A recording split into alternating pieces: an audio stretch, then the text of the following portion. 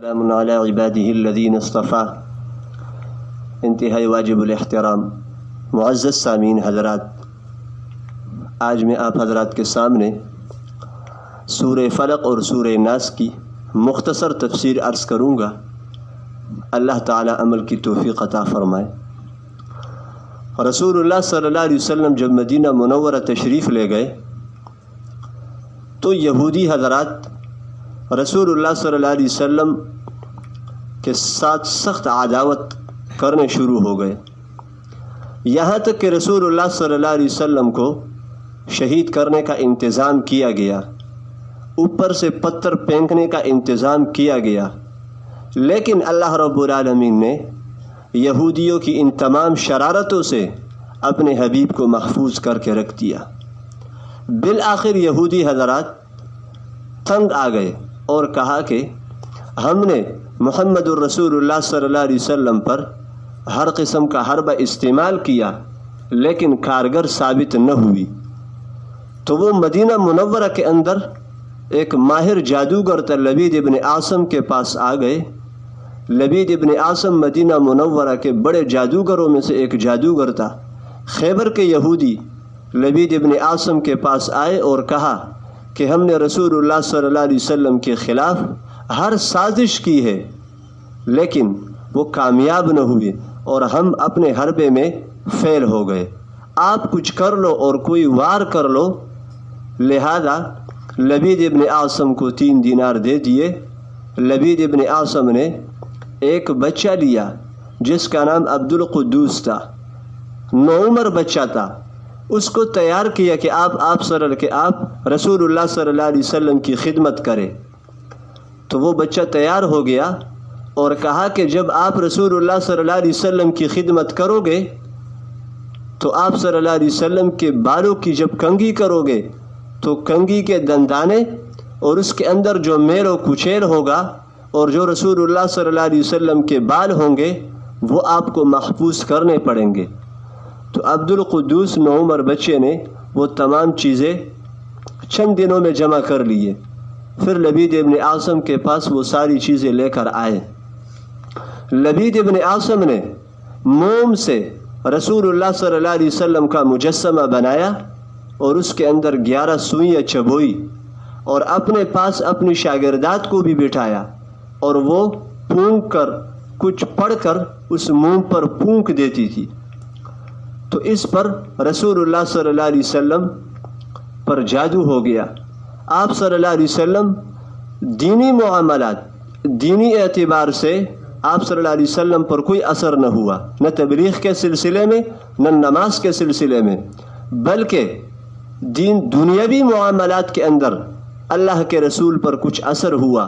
وہ اس طرح ہوا کہ جب اللہ کے رسول کھانا کھا لیتے تو یاد نہ رہتا کہ میں نے کھانا کھایا ہے یا نہیں، پانی پی لیتے یاد نہ رہتا تھا کہ میں نے پانی پیا ہے کہ نہیں۔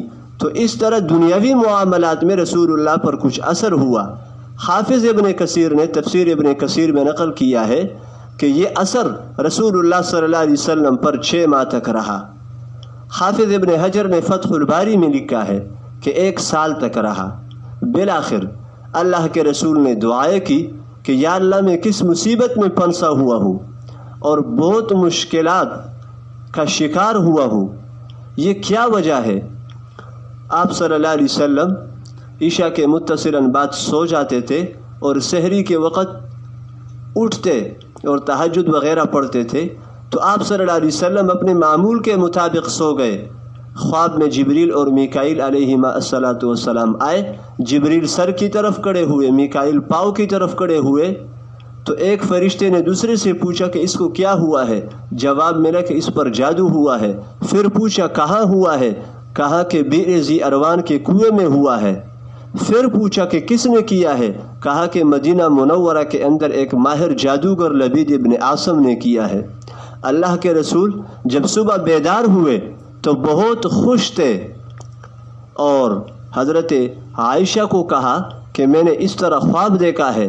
حضرت عائشہ نے کہا کہ آپ جادو سے پہلے بہت حشاش اور بشاش رہتے تھے لیکن جادو کے بعد آپ جب گھر آتے تو آپ مغموم اور محزون رہتے، غم زدہ رہتے، اور ابھی آپ خوش ہو رہے ہو۔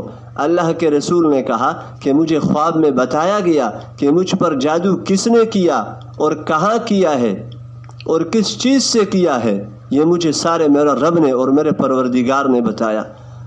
آپ صلی اللہ علیہ وسلم نے حضرت علی کو، حضرت عمار اور حضرت زبیر رضی اللہ عنہم اجمعین کو روانہ کیا اور بئر ذی اروان کے کنویں پر پہنچ گئے اور صحابہ کرام کو نیچے کنویں پہ اتارا اور پتھر کے نیچے یہ بال وغیرہ اور کنگھی کے دنتانے وغیرہ رکھے ہوئے تھے، ان کو اٹھایا، اور آپ صلی اللہ علیہ وسلم نے وہ مدینہ منورہ کی طرف نہیں لایا، اس وجہ سے کہ لوگ پھر غلط شک کریں گے اور لوگ مشکلات میں پڑ جائیں گے۔ تو آپ صلی اللہ علیہ وسلم نے جب وہ صحابہ کے ذریعے سے وہ چیزیں نکال دیے تو آپ صلی اللہ علیہ وسلم فرما رہے ہیں کہ میرا بدن اس طرح خوش ہو گیا اور اس طرح آزاد ہوا جیسے کہ کسی رسی سے باندھے ہوئے انسان کو رسی سے الگ کیا جائے اور اس کی رسی کو کھولا جائے۔ تو آپ صلی اللہ علیہ وسلم پر آخری 2 صورتیں سورہ فلق اور سورہ ناس نازل ہوئی، اور اس کے اندر 11 سوئیاں اور 11 گرے تھے، ایک آیت پڑھتے ایک گرہ کھولتے، دوسری آیت پڑھتے جاتے تھے تو دوسرا گرہ کھلتا جاتا تھا، یہاں تک کہ 11 آیتیں پوری ہوئی اور 11 گرے بھی کھل گئی۔ رسول اللہ صلی اللہ علیہ وسلم کا بدن مبارک خوش ہو گیا اور تکلیف رسول اللہ صلی اللہ علیہ وسلم سے ختم ہو گئی۔ تو یہ سورہ فلق اور سورہ ناس کی مختصر سی تشریح تھی۔ انشاءاللہ العزیز اگلی صورتوں کی تشریح اگلے شمارے میں ہوگی۔ وآخر دعوانا ان الحمد للہ رب العالمین۔